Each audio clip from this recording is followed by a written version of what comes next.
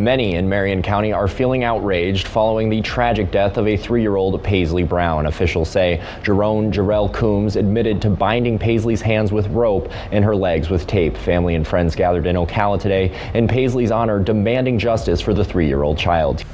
They just were looking at her, and I immediately performed CPR on her. And she had been dead for a while.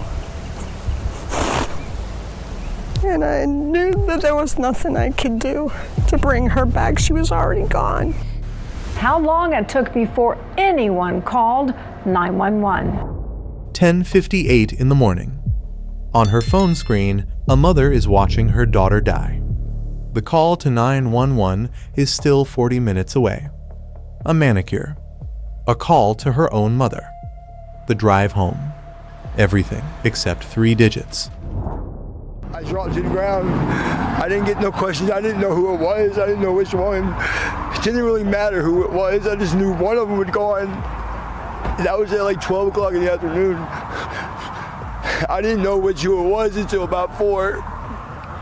But it didn't matter. It was one of my babies. She was laying at the feet of the man that took her life. Marion County Sheriff's deputies arrested 32-year-old Jerome Coombs on child abuse charges in connection to her death. Additional charges are expected. He was compliant, and his words to our detectives, very understated. He said, "I went too far. I took it too far." And we couldn't agree with him more. This is more than just too far. This is the death of a small 3-year-old little girl. What you are about to see is a documentary breakdown of a criminal case that is currently heading to trial in Marion County, Florida. We are all awaiting the verdict. Everything you will hear is taken from police affidavits, sheriff's statements, court hearings, body cam footage, and the words of the accused themselves, spoken on the record. Where a fact remains the prosecution's theory, I will state it directly. But the autopsy results already speak for themselves. The medical examiner's report revealed blunt force trauma to the back of the head. This internal injury was hidden deep beneath the skin and testified to the monstrous force of the blow. Ligature marks, deep, indented binding marks, were documented on the child's wrists and ankles, both healing and completely fresh. Multiple extensive bruises were found on Paisley's chest. The most horrifying part of the medical examiner's report: bruises were documented in the girl's area. Later, forensic experts would confirm that Coombs did not just wash the girl below the waist for no reason. He was trying to hide the traces of a horrific crime. What the man from this trailer is accused of is only half the story. The second half is everyone who could have stopped him. The court let him go twice for domestic violence, including one time when he threw a woman to the ground with a 2-month-old baby in a carrier on her chest. By a miracle, the child was unharmed, but Coombs walked away without a conviction. Child Protective Services, which had already visited this family. And finally, the mother herself. She met him on a dating app. Her Facebook was full of edgy photos. She looked like an angel in the hands of a dangerous, interesting man. But the truth is much more terrifying. She is a mother who consciously handed her 5 children over to the mercy of this man just a couple of months after meeting him. To the monster who reveled in this power. Handcuffs, tape, and makeshift cages appeared in the house. All of this was used for the children. The games and punishments in this house were anything but child's play. Her name was Paisley Brown. She was 3. Stay until the end, and I will show you every single moment where this could have been stopped. I would love to hear from you in the comments. The heartbreaking part isn't just the events of February 19th. It's everything that led up to that day and how no one did anything to stop it. Ring around the rosies. Is that fun? Yeah! Paisley Ann Marie Nicole Brown was born on February 7th, 2023, in Ocala, Florida. 4 names for one little girl, as if she'd been issued a lifetime supply of love in advance. Her family remembers her the same way, word for word. A silly girl, a bright smile, a beautiful laugh. In the home footage, that laugh is everywhere. She loved being the center of attention, and she usually was. To understand this story, you first have to understand this family. It came together the way families like this come together all across America, not by plan, but by circumstance. Jennifer Kendrick was 26 by the time of the tragedy. But motherhood started for her long before adulthood did. She had her first son at around 16, an age when other girls are getting ready for prom. The father was a man named Devin, who soon disappeared from this story, leaving behind only his son, a quiet boy who would grow up to be the oldest of 5, and the key witness to everything that would happen in that home. Remember this boy. By February of 2026, he will be 9. Of all the children in that trailer, he saw the most, endured the longest, and it's his voice that would eventually tell investigators the truth the adults were trying to hide. Then Robert Brown came into Jennifer's life. They spent about 5 years together, hard, broken years, full of splits and reunions. More children were born in those years, 2 boys, and among them, on February 7th, 2023, Paisley. But one episode from those years is documented, and it matters more than any of the accusations the two of them traded. August 2021. The Kimberly Center, a child protection facility in Marion County. The Department of Children and Families removes Jennifer's oldest son, 5 years old at the time, from her care. Large bruises on his body, marks on his neck that looked like strangulation. The 5-year-old named the person who hurt him, Bobby. That's what the kids called Robert. Robert was arrested and charged with aggravated child abuse. And then came the thing that will repeat itself in this story with frightening regularity. The charges were dropped. Robert denied everything and denies it to this day. The boy was eventually returned to his mother. The file was closed. The system looked at a 5-year-old with marks on his neck and decided it had things figured out. Remember this episode too. Not to judge Robert, the court never did, but for one simple fact. 5 years before Paisley's death, the child welfare system of Florida already had this family in its hands. It held them, and it let go. The last year of Jennifer and Robert's relationship speaks for itself. July 2024. Jennifer is pulled over, and police find illegal substances in the car. She is 7 months pregnant. That fall, the youngest is born, Penelope. Who her father is, the public records don't say, and for this story it no longer matters. To the man, who was about to walk into their home, all 5 children would be equally not his. In the summer of 2025, Jennifer and Robert split up for good. She was on her own, 25 years old, 5 kids between the ages of 1 and 9, on probation, working late shifts at a pizza place. No home of her own, no break, no plan. If you compress her life into a single line, it comes out like this. By 25, this woman had never lived a single year without a baby in her arms. That is not an excuse for what she would do and fail to do next. But it is an explanation for why she wanted so desperately for someone to come and save her. And why, when such a man appeared on her phone screen, she didn't look too closely. This is where a person enters the story who did everything right. Tabitha Harless, Jennifer's great aunt, an old-school woman with firm ideas about what family means.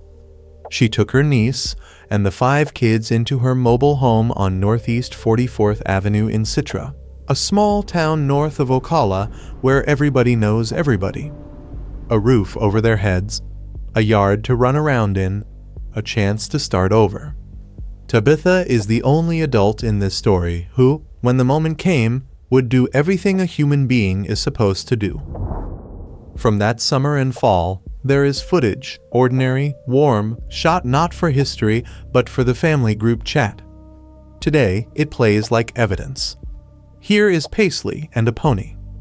She's riding it, and she is in absolute rapture, the kind only a 2-year-old on the back of a real live pony can feel.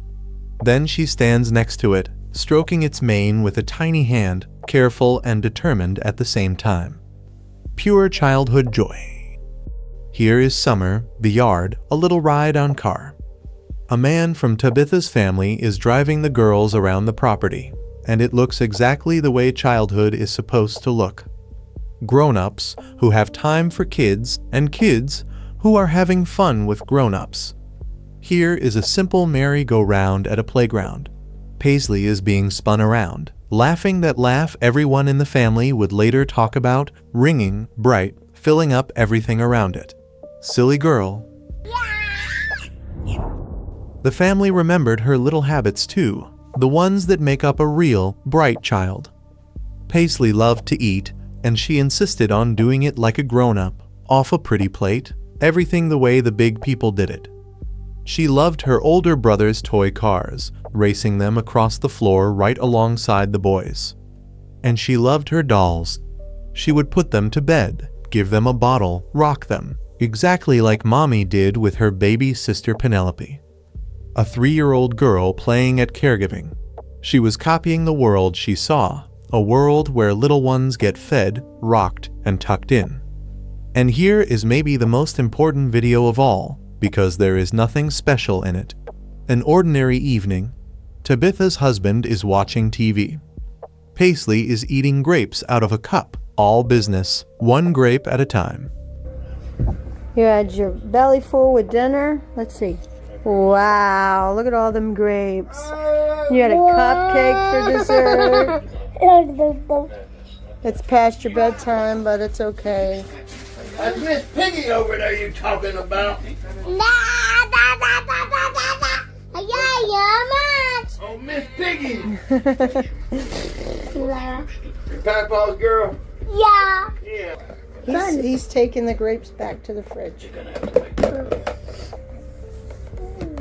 What are you doing?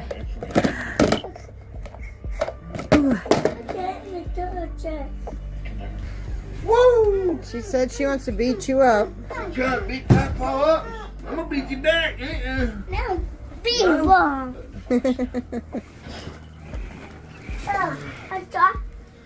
Baby Penelope is crawling across the floor, reaching up, asking to be held. And she is picked up. An evening in a normal family where children are welcome, where a child who reaches up gets picked up. Now what? Woo, woo, Look at her over there bouncing away. Oh, goodness gracious. We're gonna dance all night and all day. We're gonna dance She's all slinging night. her body all over the Yeah, place. she's actually doing it. Yeah, no. What are you doing? We You dancing silly all baby. night, dancing all day. We don't care. We just go away. Woo-hoo-hoo. Woo-hoo. What are you doing? Julie. Yeah? Whoa. At the end of that video, Tabitha hugs Paisley and tells her, "I love you." And Paisley babbles something back in her own toddler way, in that language every grandmother on earth understands. Remember those words. I love you. A few months later, Paisley will say them again into a phone to her mom, and they will be the last words of hers anyone ever hears. There you go, You worked in a baby. kangaroo. Yummy. You got a kangaroo Yeah. in you. Yay. I love you. Thank you very much. That fall, Paisley hit her first big milestone. Pre-K. The family remembered how much she loved her new school, the lessons, the friends, the playground. 2.5 years old, the youngest student in the house, heading off in the mornings to learn like a big kid. She had a little world of her own now. Teachers, friends, a slide on the playground. An ordinary life. Not a rich one, but a real one. Ponies, merry-go-rounds, grapes out of a cup, dolls that needed to be put to bed, preschool, a grandma's hugs. Paisley Brown finally had a normal childhood. It had a few months left. For a while, the fragile balance held. Jennifer worked her shifts at 5-Star Pizza and put in her court-ordered community service. The oldest boy looked after the younger ones, the way 9-year-olds who grow up too fast learn to do. Paisley laughed. Baby Penelope was learning to walk. Poor, crowded, loud, but it was a home, and there were no strangers in it. And in the fall of 2025, Jennifer opened Facebook dating. That's where she met a man named Jerome Coombs, 32 years old, originally from New York. His profile said singer-songwriter. His posts were about God, faith, and a big heart. He filmed videos of himself, dreamed of making it as an influencer. He did not have a job. What he did have was a nose for people and a talent for showing a person exactly what they were hoping to see. To a lonely, exhausted mother of 5, he showed God, faith, and a big heart. What was not in the profile? 2 domestic violence cases. In 2019, he threw a woman to the ground, his wife at the time, with their 2-month-old son strapped to her chest in a baby carrier. All of it was caught on camera. Did you see everything? Not everything. When we drove up, we drive that brown vehicle in there. My wife and I were reversing, and I told my wife, I said, that couple looks like they're starting to fight. Yeah. So it looks like when we drove up, they were coming back from there. Right. After she said they went over there and gotcha. he followed her. Yeah. And so what we saw was he was kind of grabbing her at that point. I didn't see her throw to the ground or anything, but he was kind of grabbing her. He threw me right here on the grass on right here. when I got and then to we here. parked, and I was walking to go to the substation because I didn't want to call 911. And I saw him, and I asked, is the substation open? He said no. So then I went inside, got my other friend in there. We came out, and that's when I called 911. My wife recorded some stuff on her phone. I'm not sure exactly what she got. Is she with you? Yeah, they're inside. And you know how it ended? The judge withheld adjudication, a ruling that leaves no conviction on the record. 12 months of probation, a clean slate. In 2020, another domestic battery case. Twice, the system held this man in its hands, and twice it let go. In December, Jennifer posted on Facebook that she was going through hard times and needed support, and by the end of the month, that she had met a man who healed her trauma and owned her kids like his own. In the footage from those weeks, the children are already calling him Daddy. He and their mother have known each other for 2 months. Some of those clips are impossible to watch calmly today.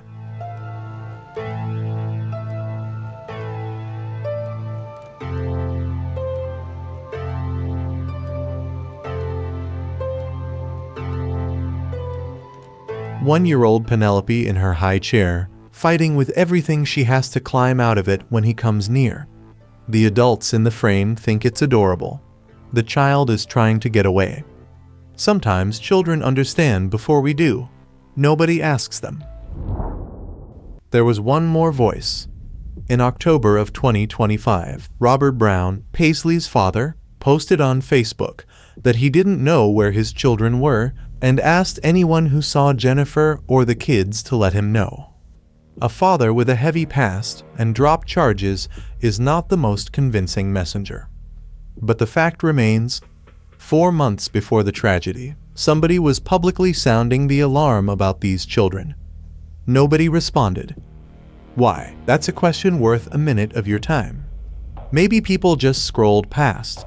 The feed is full of other people's drama, and a genuine cry for help is indistinguishable from another family squabble. Maybe it was the messenger's reputation. A man with arrests behind him and dropped charges writes that he can't find his kids, and the reader shrugs. They'll sort it out. Or maybe it simply didn't occur to anyone that the children were in danger. The kids are with their mother, after all, and a mother means safety. That's how we're taught to think. In this story, every one of those 3 explanations turned out to be wrong. The post was, in substance, a cry for help. The children really were disappearing from view, and being with their mother was the most dangerous place they could be. To understand what happened in the mobile home on Northeast 44th Avenue, you first need to understand one thing about the messages on Jennifer's phone. January 6, 2026. 9 days before Coombs moves in. He doesn't live in this house yet, he only visits. And Jennifer is already sending him the text that will later become the foundation of the case against her. "Babe, I know you're raising him with me, but I need the popping with the shoe to calm down some, because I can't have bruises on him if DCF pop up. If you want to pop him on top of the clothes or whatever, cool. Just no bruises." Read that message again.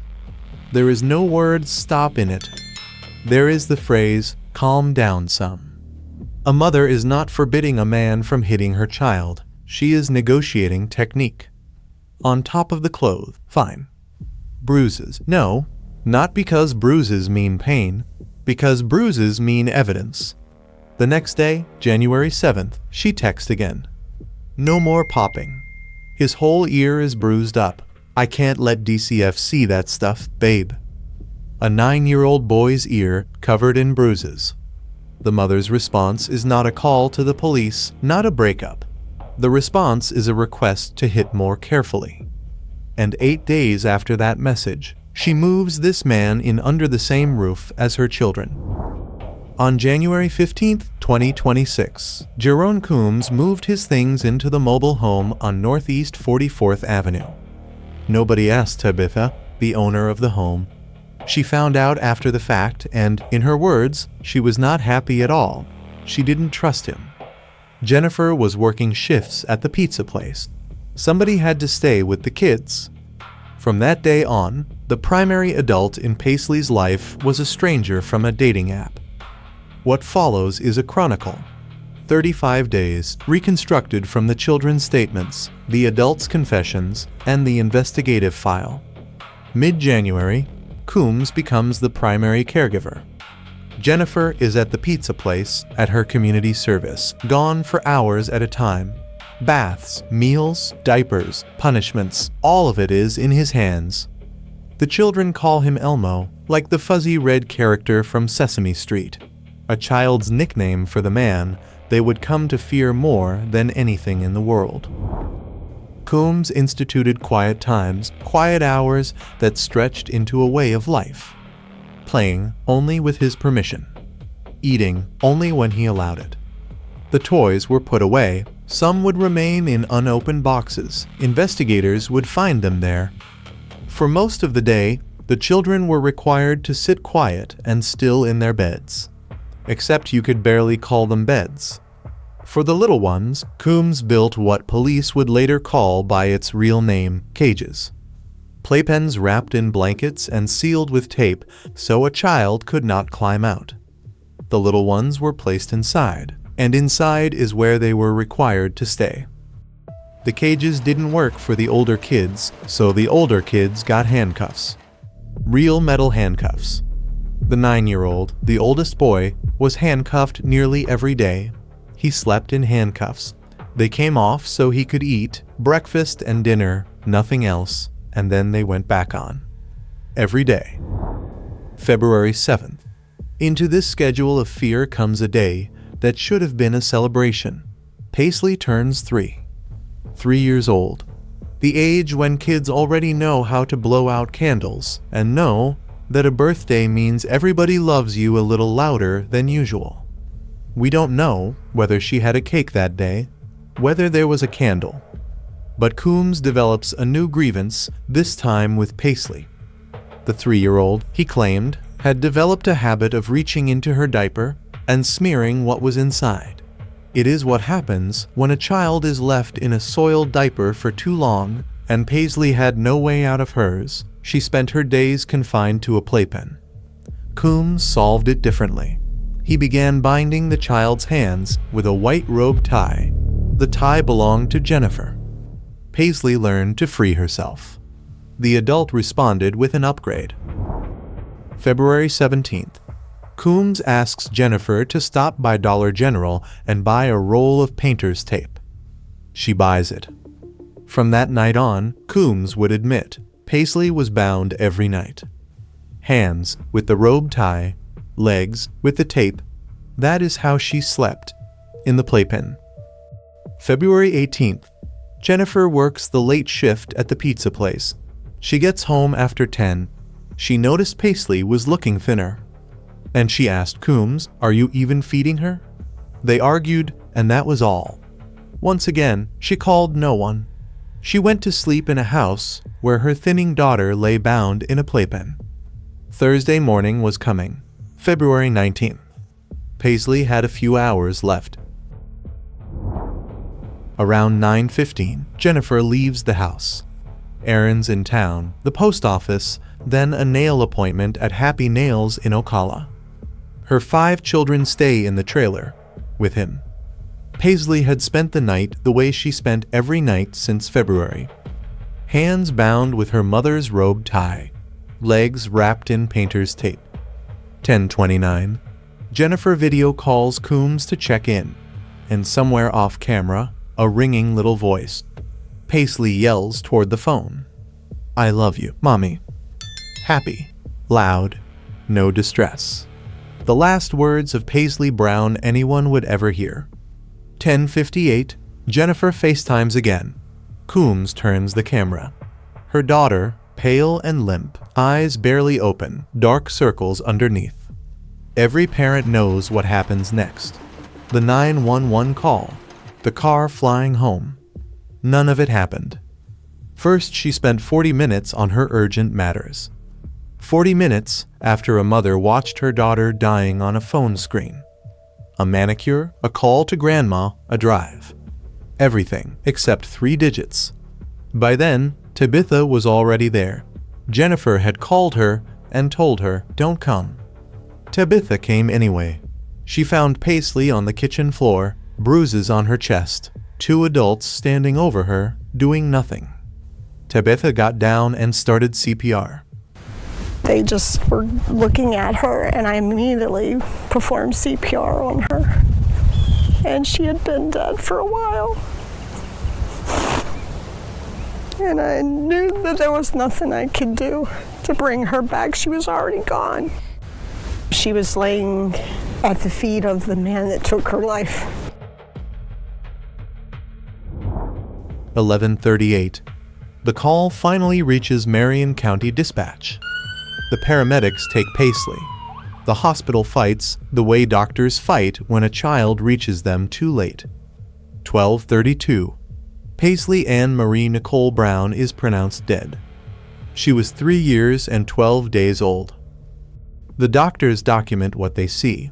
Bruising on her chest, ligature marks on her wrists and ankles, a diaper and skirt soaked through with water.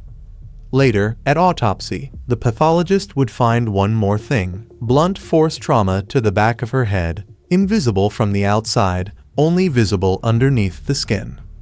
The medical examiner's ruling, homicide. And one detail impossible to forget. The entire time, her 9-year-old brother was in the next room. In handcuffs, locked behind his back, the way he was nearly every day. He didn't see what happened to his sister. He heard it. He recognized the sound of a punch, a sound no child on earth should know. That evening, Jerome Coombs sat in an interview room at the Marion County Sheriff's Office. First, he lied. The girl woke up groggy, he said, probably overheated. One problem. 10:29. Minutes before his groggy story, Paisley was yelling, "I love you, Mommy," at the top of her voice. Detectives put that in front of him, and the story collapsed. Then came the confession, straight from the record. That morning she was calling to him from the playpen, still bound from the night. He picked her up, she flailed in his arms, and he dropped her. On the floor. She started gasping for air, and then he struck her in the chest with his knuckles. Once, twice, 3 times. After the 3rd strike, she stopped breathing. He didn't call 911. He removed the tape and the tie, ran water over her in the bathroom, sat her in the high chair, tried juice. Why no call? One word, scared. I took it too far, he told detectives. Each of us, yesterday about noontime, we were called out to a home in the area of Citra. That's in the north end of Marion County. Fire rescue had been called to the home in reference to an unresponsive 3-year-old child. They transported this child to the hospital. Fire rescue and the hospital staff did everything they could to save this child's life, but unfortunately she did not make it. Paisley Brown, 3-year-old, passed away. They called us because they noticed some unusual injuries and trauma to the child. So our deputies arrived at the house, and as we arrived, Deputy Basisi was told the person responsible for this is trying to leave. So at that time he detained Mr. Jerome Coombs, and we saved the scene what we could, locked it down, began investigating, brought our detectives out there, and asked Mr. Coombs some questions. What we learned is that at this home there were a number of other children ranging in ages from 1 to 9 years old that were also in the home. We cannot disclose relationships and names at this point, but there were some that witnessed the incident, and what we learned is that this child was punished, according to Mr. Coombs. She was taped up with painter's tape from her thighs to her ankles, and also her hands were tied and bound with a bathrobe belt tie. That's as punishment for reaching into her diaper. Again, in his words, he told our detectives that he picked this child up out of her playpen and accidentally dropped her, and that's why the injuries. But then he said, I did pop her 3 times, punching her in the chest, and notified her mother. The mother of the child was not at the scene. She was out shopping, running some errands, and was notified by phone by Mr. Coombs, and she returned home. 40 minutes after she was notified of her child being unresponsive, according to Mr. Coombs, they called 911, and that's when the paramedics arrived, and ultimately our detectives and deputies arrived. At this point, Mr. Coombs has been charged with aggravated battery on this child. He's being held with no bond right here across the street in our jail. We are still awaiting a report from our medical examiner as to give an official cause and manner of death for this little girl. When that happens, there may be some new charges that proceed from this case, and it's tragic and it's shocking.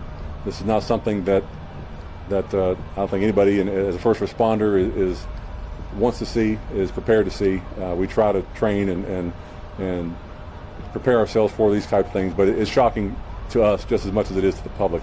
I can tell you, it's our detectives are working hand in hand with Bill Gladson, the State Attorney Bill Gladson, and his folks over there, and as this case is progressing. It's still an active case. There's a lot of questions. I'll try to answer some questions, and just understand there's a lot that I may not be able to right now, just because of where this case is. He is, again, being held on no bond, and he's, as far as his criminal history, you may be able to pull that yourselves and see anything in that mind. That's sometimes been a question that you've had. But at this time, any questions from you guys, I can maybe try to answer for you right now. Yes. How's he connected to the child's mother? I'm sorry, say you. How's he connected to the child's mother? Boyfriend-girlfriend relationship? So we're understanding this is the mother's boyfriend is the situation here. Yes. I was going to say, I mean, to that, in the report, it listed domestic caretaker. Do you know how often, or I guess how long they have been seeing each other, or how long he had lived in that home prior to this? So I don't know how long he's been living at that home. Again, these are questions that the detectives are still questioning them about, and trying to just piece this all together and paint a complete picture for us. It's yes, what we learned is that he was at home taking care of between 4 and 5 children that were there at the house while she was out. So that's between 4 and 5 children that were at the home. Ages ranging from 1 to 9 years old. Was he often left alone with these children? Don't know. That's our understanding right now. That's been a practice, but again, how often, I don't know. Have deputies ever responded to this house or this family before? Didn't see anything here that we've been to this house recently. There's it's just a neighborhood up there in Citra, north end of our county, and I'm sure we've spoken to neighbors that are up there. They're just as shocked as anyone else. What about DCF? Nobody responsible by that? Yeah. So for us, I can't comment as to if they've been out there before. That's a question for DCF. However, I can tell you that any time that we have a call or a case that we go to where there's a child involved, there's been some type of violence, we notify DCF as a policy here, just to let them know, hey, that we went to this call, here's what we saw, and we give them all the information we have so they can follow up and conduct their own case. Now their case, again, is going to be on them. Yes? So, if I understand correctly, at least his older son from a prior relationship in the house there, is it possible they have the 1-year-old together? Is that, like, is he the father of at least one of her kids? So the relationships there, we cannot disclose just based on the charges at this time. That may change if the charges change. But right now I can't disclose the relationships, just that there were children ranging in ages from 1 to 9 years old in that home. Just a tragic thing that was, one of those children was a witness. So for that child to witness this and have to deal with that the rest of their life is upsetting to me as a lieutenant, but it's more upsetting to me as a father. Was the mother aware that her child had been found, and was the mother also aware that he had delayed in calling 911 when he became unresponsive? That's a great question. Did the mother know this was going on, that the child is being bound up and bound overnight, from what we can tell, because as a punishment? These are questions that we want answers to. Did she know, and was she aware of this? These are things that will, I believe, pan out in this investigation. We will have answers to those questions because for us, I think as deputies, it's a case for sure that that just piques our interest. But more, these deputies as fathers and mothers, it's something that we have to have answers to, just for our own sake, if nothing else. So she's under investigation? Absolutely. Absolutely. Is there a possibility for charges to come about for her as well? So I wouldn't speculate on charges for her. I'm going to say they're going to look into that to see if there is anything that warrants charges, and we'll promise you that if there is, we will place those charges, and we will get with the state attorney's office. They're working with us, and we'll make sure she's appropriately charged if necessary. On these prior cases of abuse, are you investigating those right now? So yes, we're being told of past abuse. We do look into past abuse. We make arrests on past abuse. So that is part of it. Yes. Were the older kids in the house able to provide details as to what happened? Yes, we were able to speak to a witness in the house, and again, unfortunately, that witness is also a juvenile. And yes, we were able to glean information and get a little more of a picture of what took place there. I can just tell you it's a sad picture. What are the older children, younger children? Are you able to give us an approximate age of this witness? I'm not at this point. No. Who are the children staying with right now, and how are they doing? So right now, where the children are staying, I cannot say that. I can just tell you that we have contacted DCF to make sure the children are safe, to make sure the appropriate measures are taken for them and their care. I can't answer that. Don't know. Do we know if some of the children he was taking care of belong to other parents? In which case, they are also obviously concerned about what's going on. Was he watching neighbor kids sometime, or are they all just the mom of Paisley? No, that's a great question. So whether there was other children in the house that belonged to him or to neighbors even or something like that, don't know that. And the relationship of whose kid was whose, or if there are other, I'm sure there are other parents or that are relatives that are involved here, and that's going to play out. But in the investigation, we'll figure those out, and the relationships and any speculation or accusations of former abuse. Absolutely, like we said before, we're going to pursue those as well. Was the mother home last night? I know I asked if she was aware of her child was found, but did she leave the house this morning? Was she gone overnight? So when we received the call yesterday, that's what, if I mentioned your question correctly. So yes, at noon we're getting this call that was called in 40 minutes after she found out about this. Prior is what I meant. Was she home the night prior to this? Did she leave home that morning? We're being told that she left that morning to go to run some errands, and that was what she indicated to us was going to a post office, tax office, and getting her nails done. Could you give us a sense of his demeanor when you took him into custody? Did he seem to show any remorse or anything? Deputies didn't indicate that he resisted in any way or that he was argumentative or anything like that. Just that he was compliant, and his words to our detectives very understated. He said, "I went too far. I took it too far," and we couldn't agree with him more. This is more than just too far. This is the death of a small 3-year-old little girl, and for those deputies, firefighters, medical staff that had to try to help her, it's a sight they're not going to forget. And any feelings that he has, to be honest with you, we don't care. We're going to go after justice, whatever that path is.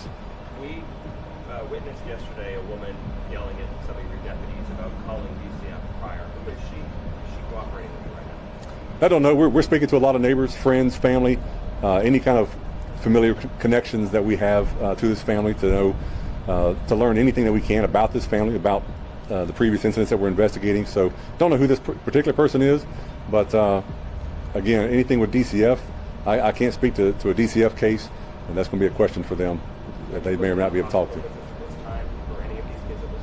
I'm sorry, say that again. Have you looked at the hospital visits at this time for anything kids at the home? Our detectives are looking at all that, so they'll get with DCF investigators, they'll get with state attorneys investigators, and again, when this is all said and done, we'll have a very clear painted picture for all this. Did the doctors indicate that there were older injuries on Paisley at the hospital? Things that might have been weeks or months old? So the medical report there, what doctors indicated initially, that's not been released. Those are some things that I'm sure will come out. Their findings and their what alerted them, what alarmed them, that will come out. But yes, they did find traumatic injuries on this child that caused alarm for them and caused us to be called to this scene. So.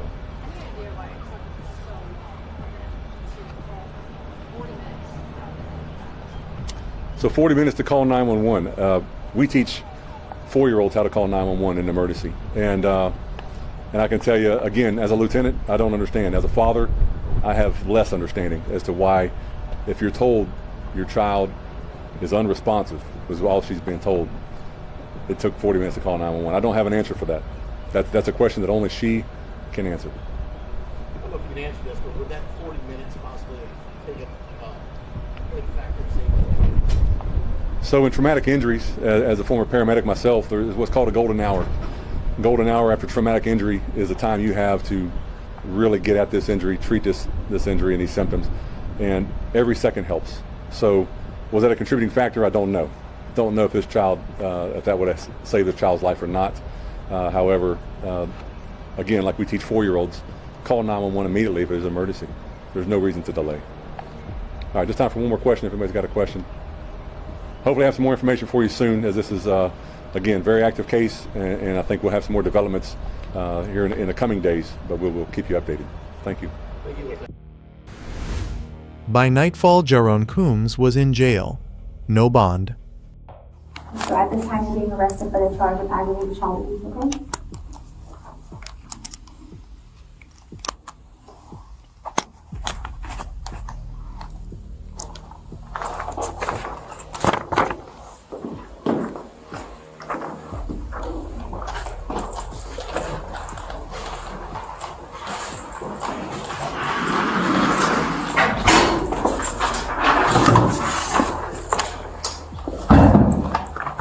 Right through here.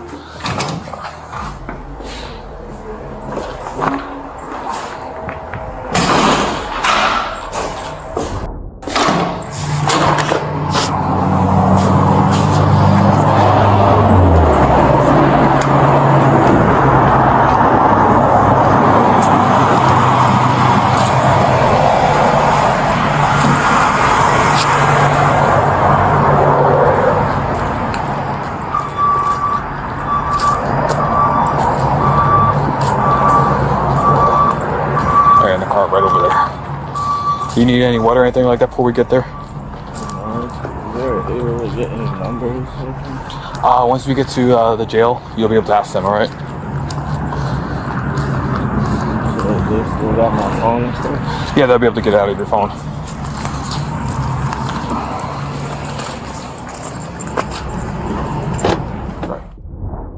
And Marion County began to boil. Within 2 days, protesters were on the streets of Ocala with photos of a laughing girl they had never met. The sheriff's office gave the case its name, the Citra House of Horror. And the crowd had one question the sheriff was asking too. What about the mother? The mom, meanwhile, was posting. "Rip, my angel. Mommy is so sorry for letting you down." And right in the middle of the grief, "I will be doing a GoFundMe fundraiser." The internet noticed. Thousands demanded her arrest. March 3rd, her second interview, the woman who had denied everything begins to talk. She knew Coombs had hurt Paisley before.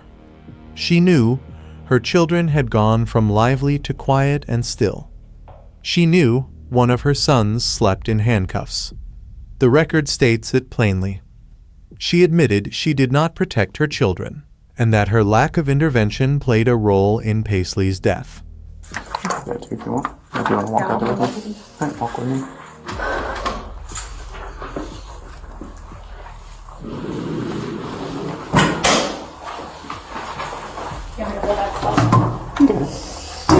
Try to just set it on my car when we get out of here.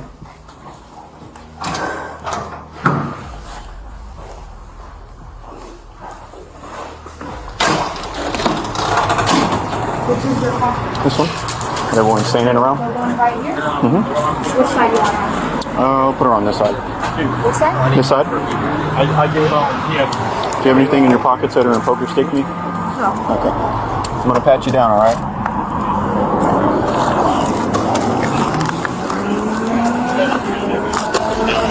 You open my respects to my baby's to her funeral Sunday. Is there anything I missed? No? Okay. Have a seat for me? Alright, give me 1 second. March 4th, Jennifer Kendrick arrested. 2 counts of felony child neglect. First case, we're going to call up Jennifer Cervera Kendrick. Miss Kendrick, can you come on up, ma'am? Good morning. Miss Kendrick, did I place you under oath a moment ago, ma'am? Yes, Your Honor. What is your name, madam? What's your date of birth? Jennifer Kendrick, 6/29/99. Ms. Kendrick, we got a couple of cases to talk about this morning. We've got an arrest by the sheriff's office on it's a 2-count felony child neglect arrest, and each of these child neglect charges, ma'am, 3rd-degree felony offenses. The maximum that you're going to face up to 5 years in state prison, a $5,000 fine per count. Now, we've also got a violation of probation situation. As you were on probation, it appears, out of Marion County case number 24 CF3170, and it looks like that is I think state that's an introduction of contraband into a county detention facility, I think is the charge that you're on probation for as a 3rd-degree felony. Ms. Kendrick, the maximum penalty on that, found in violation of your probation by committing the new offenses, up to 5 years in prison, a $5,000 fine, maximum penalty as well on the violation charge. Ma'am, you're going to need a lawyer, and you are requesting a public defender, correct? Yes, Your Honor. You qualify for one. The clerk has reviewed, approved your affidavit, so we will appoint you counsel this morning. State, I know we have the violation case, but you see any other prior record on Ms. Kendrick? So for Ms. Kendrick, she has a 2024 introduction of contraband into county. That's what she's on probation for. What else you show? That's it? All right. I'll just be candid saying I have some familiarity, having dealt with Mr. Coombs' cases on a couple of occasions now, first appearance, so these facts are not completely unfamiliar to the court. Yeah, Ms. Kendrick, there's abundant probable cause for 2 counts. It looks like there'd probably be factual basis for more counts than that, but certainly find probable cause for the 2 counts. That also provides the court with probable cause that you have violated the conditions of your probation out of the aforementioned circuit felony case. So what we're doing today, Ms. Kendrick, as far as the violation of probation case, the court's going to hold you on no bond, appoint the public defender to you, and we'll set your next court date for March 23 at 8:15 in the a.m. You have any questions about that, ma'am? No. All right. And as far as the child neglect charges, ma'am, setting a bond for you on each of these charges. Setting a $50,000 bond, and at this point, I think I would probably be inclined to order that while you wait in the Marion County Jail, I'm inclined to order that you have no contact with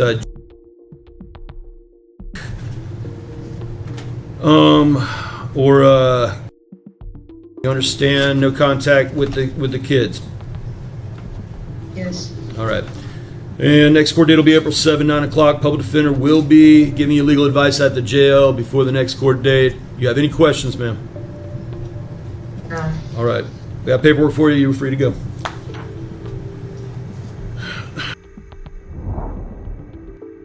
A few weeks later, the state of Florida made its decision regarding Jerome Coombs.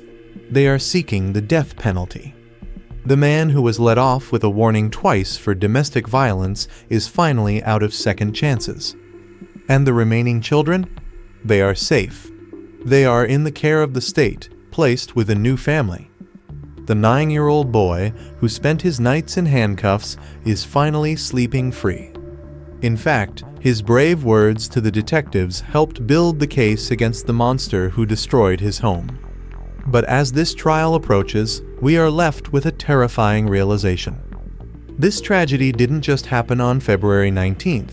It was allowed to happen by a chain of catastrophic failures. Jerome Coombs had 2 domestic violence cases on his record.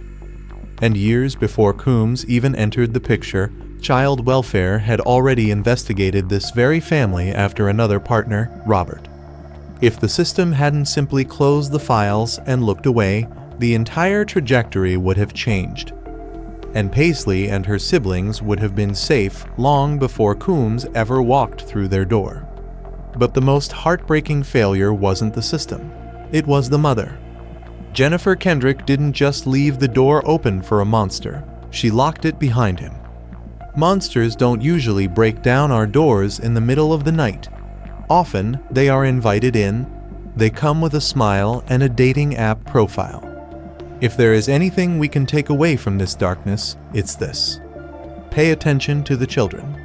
If a new partner enters a home and the kids suddenly go quiet and still, that isn't discipline. That is fear. Children sense danger long before we do. We just have to be brave enough to look at it. No trauma, no loneliness, and no relationship is worth the safety of a child. Paisley Ann Marie Nicole Brown lived for 3 years and 12 days. And despite everything she endured, the very last thing she offered this world was love. I love you, Mommy. Please hug your babies and grandbabies a little tighter tonight. And I would love to read your thoughts on this heartbreaking story in the comments below.